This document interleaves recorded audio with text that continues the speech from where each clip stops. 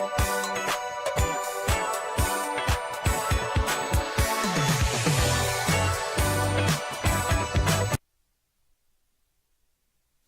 morning and welcome to the Sports Desk, live on Comcast Channel 26, also streamed on our Facebook page. I'm your host, Ed Nunez, along with producer Alden Iwani, our very special guest today, Cleveland head football coach Robert Garza.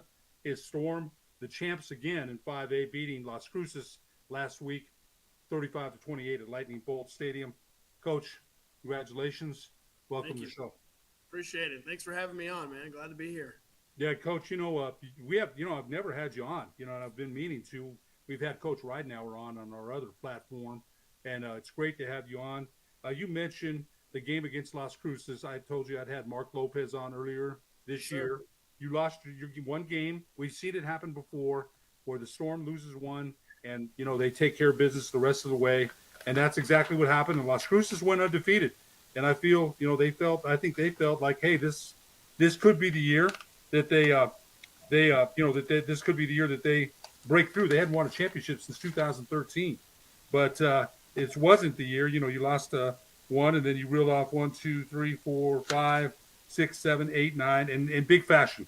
Las Cruces gave you a tough game. You beat Hobbs in the semifinals, 67-16, and again for your 7th championship. Talk about the process, man. I mean, Cleveland has got a championship tradition out there. We'll go over all the championships in a minute, but talk about the process.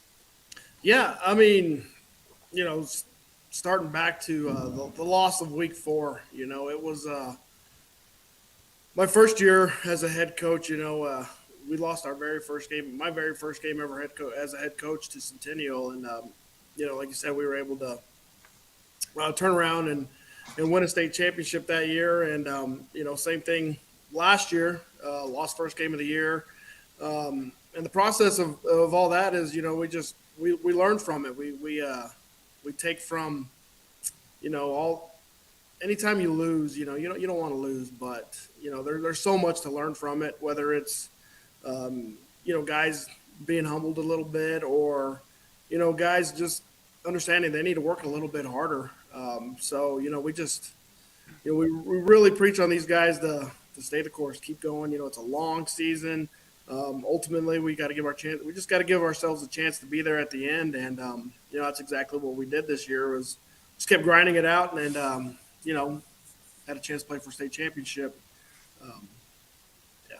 Again, and, it's expected, right? I mean, again, though, you know what?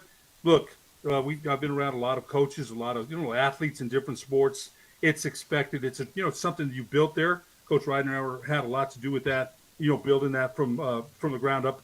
As far as the football program, going back to Coach Potter, when Coach Potter was there, a quote from I want to get these in because I did my homework here, man. From Heath Ridenauer.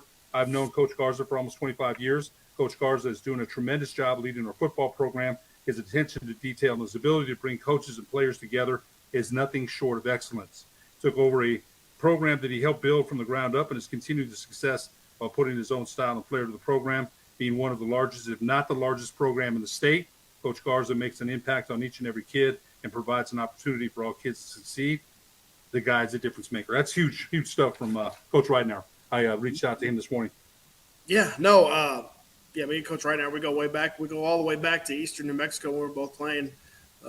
He's a little bit older than I was, but I got to watch him play as a senior. I was a redshirt freshman, and just his leadership skills and the things that he brings to the table it's incredible. The fact that I've been here since the beginning, I was here with Coach Potter when he opened it up. I was like 23, 24 years old when I moved here, and being a part of that with Coach Potter and seeing his style, and then, the transition to Coach Ridenauer, a little bit different, but, the basic stuff, the foundational stuff was pretty much the same with both of them. And I knew that, taking over a program like this, I just needed to take the good stuff those guys were doing and try not to mess it up. Coach, I think you've done exactly that. But, coaching matters. I don't think we can, it does matter. You can have the greatest players. They need instruction. They need coaching. They need what you have on your staff. And I don't want to be remiss in mentioning your defensive coordinator. I believe it's Eddie Filmer. Yes, sir. Yes, He's sir. going to He retire. just retired. That was his last game on Talk a little Saturday. bit about him. I mean, he's been featured. He's been part of the staff there for a very Yeah, long time. He deserves some kudos. Talk a little bit about him. absolutely. Yeah, no. So Coach Kilmer came on board in 2011.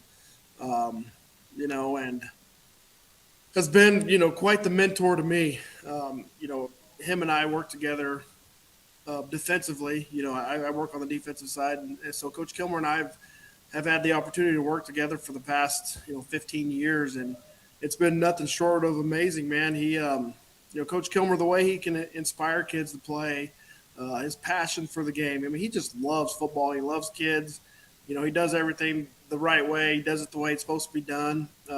Doesn't allow kids, coaches to cut corners. He's just a tremendous coach. 51 years of experience. You can't replace that. Coach Kilmer is, in my opinion, one of the best to ever coach high school football. And I know going into next year, we're really going to miss him. What a legacy he left there. He's been with, and those are coaches. You've got great coaches around you. You're Absolutely. a great head coach. Coach Ridenauer just said that. I've got another quote. I want to get them all in because we have an abbreviated time.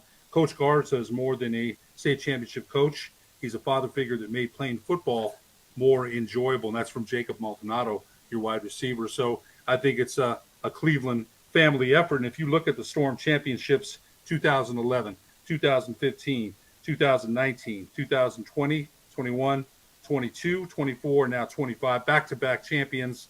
Again, a championship excellence, a culture of champions. And, Coach, a lot of people are going to want to know. And I said this to Coach Lopez earlier, and also Daniel Amaro, the Cleveland running back, when we had him on Huddle Up, another platform that we do.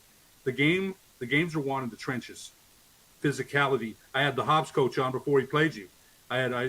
We talked about that, and talk about the Storm offensive. And I think you just had one of them sign a scholarship with Utah yesterday. Moses, yes, sir. Yeah, Moses Sparks. Yeah, Moses Sparks signed, and Coach, Cleveland. And I'm not downgrading. The program is excellent. You've had, and Freddie Trujillo. I've got a quote from him in a minute here too, whose son played. His Nick played at Cleveland, but talk about the trenches, man. Because the Cleveland offensive and defensive lines, your running game averages 7 yards per carry. You're winning on first down and getting into second down and second and short, second and manageable, third and one, and moving the sticks. Talk a little bit about the offensive line and their dominance. And Yeah. So offensive line. Our offensive line coach, Coach Jason Hoffman. He was the offensive coordinator for a couple years for us. He's been the offensive line coach here since 2012. The guy knows football. The guy knows offensive line.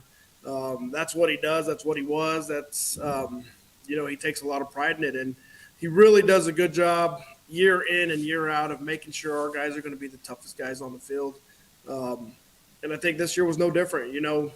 Obviously it's pretty awesome when you got a guy like Moses, a Division I offensive tackle playing for you, but the way he can get the rest of the guys to rally behind and take pride in being the big uglies, the big guys that don't get any recognition, the guys that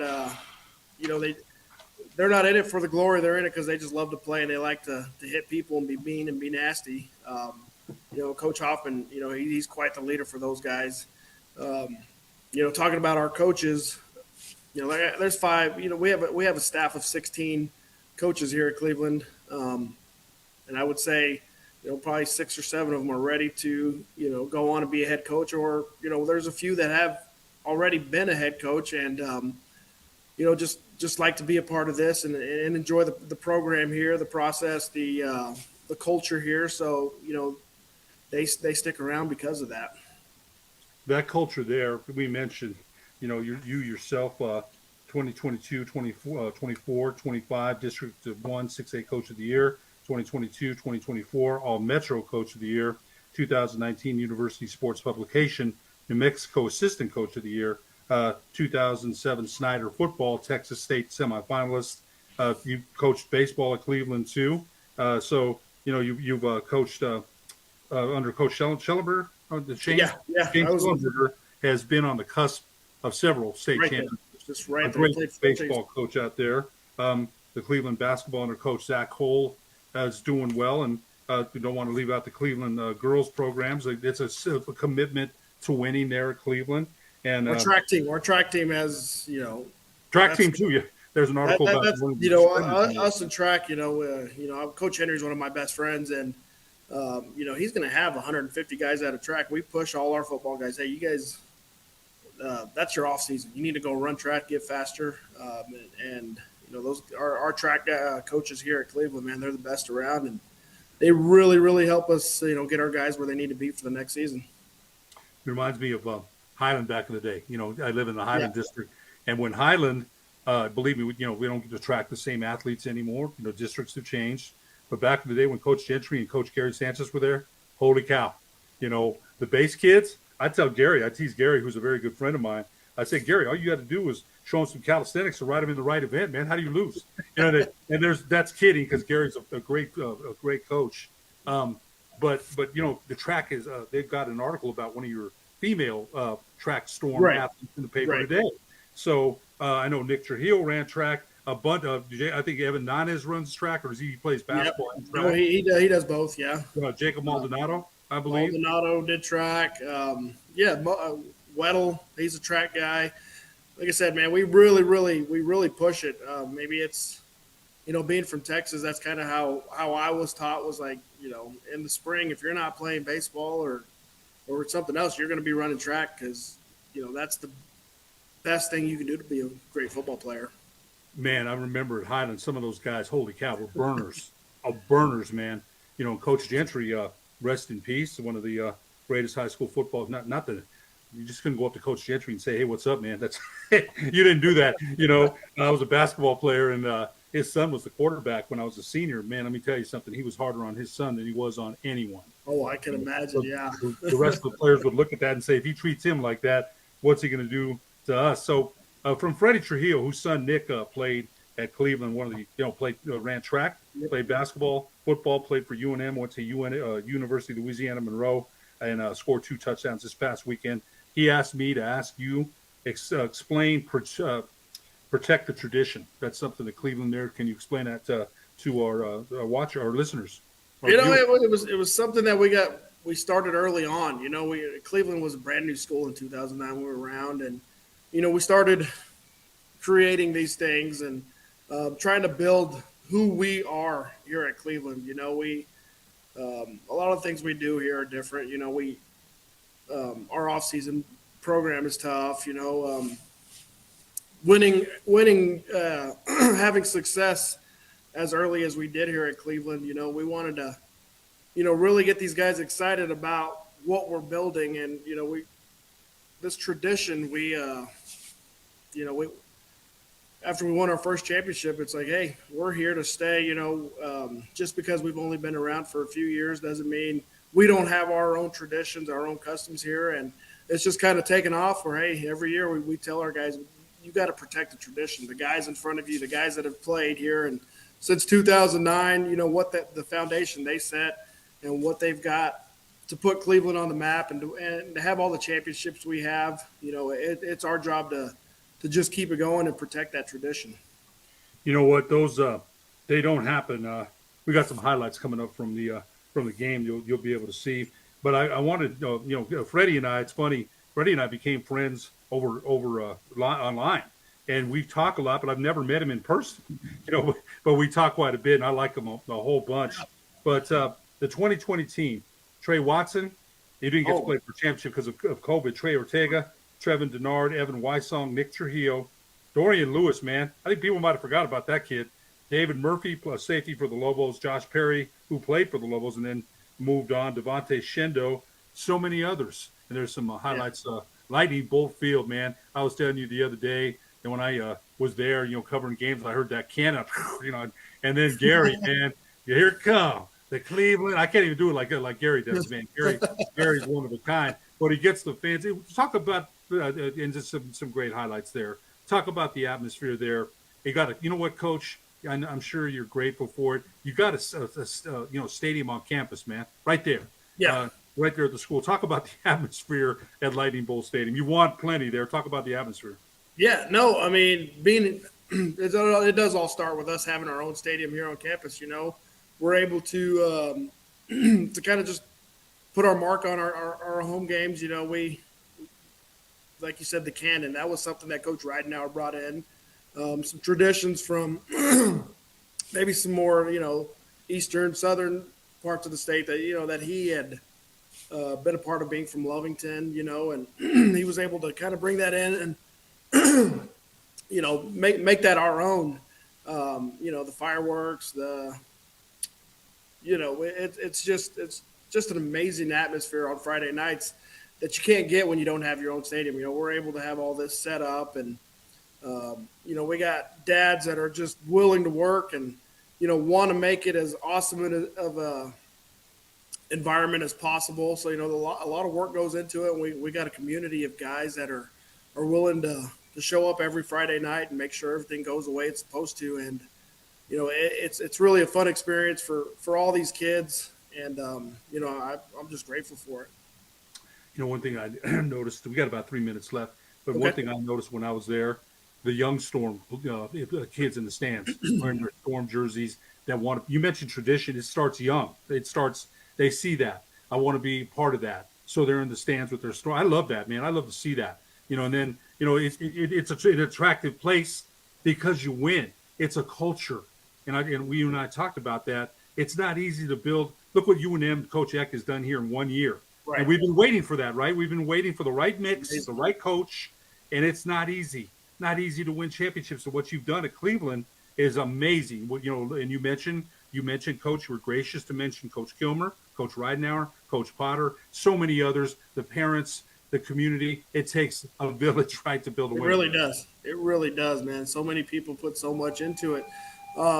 And and that's what gets the kids excited. The young kids see that. They're here on Friday nights. We have opportunities for we've gotten it built now, so we have these young Storm Yaffle teams, and they're excited to come on Friday night and be able to run out on the field sometimes. We try to make it an honor for some of our freshman football players to lead us out of the tunnel carrying the flags, guys that had good weeks of practice and stuff like that. So we just want to keep people excited about Cleveland football. You know what? I don't think there's any. And Coach, people are going to ask, you're the hunted, man. Everybody wants. There's controversy about whether Cruces should get a home game, and those are the rules of the NMAA, man. Right? That's the way it is. So Right. yeah, and and who knows? Who knows? That's the way it is. You got to play. You went down there and played. They came back up here and played. Yep. And we don't know what would happen if it was at the Field of Dreams. The bottom line is they came up. You won the championship. But I got to ask you, you're the circled, the hunted. What's in store for Cleveland football? More of the same, I'm thinking, for next year. Yeah, no, we had just our JV teams, our young kids. We had some really good groups. I want to say we have two JV teams, an A and a B team, and then we have a freshman team. And from top to bottom, I want to say we were 32-4 as a program with all four teams. So I think there's some good things about to happen here at Cleveland. All our JV teams were solid, and we're excited about the future. We got some guys coming up that we know we lost some big ones. We got some really big shoes to fill. But like I said, when you got kids that are continuously excited to be the next man up, they're going to work that much harder this offseason. I tell you what, Coach, that's bad news for the rest of the state, man. But you know what? They're going to have to develop. Las Cruces right there, right? Coach Lopez runs a great program. Coach David Howe's great year at Cibola. They're coming up. So, the one thing's for sure, the Cleveland Storm will be up to any challenge that they have to meet. Coach Robert Garza, Cleveland head football coach, the champions this past year, beating Las Cruces 35-28 last Saturday. Coach, so glad we were able to make it happen. Thanks so much for coming on the show. Thank you. I appreciate it. You bet. For producer Alden Iwani, I'm Ed Nunez. We'll see you next week on the Sports Desk.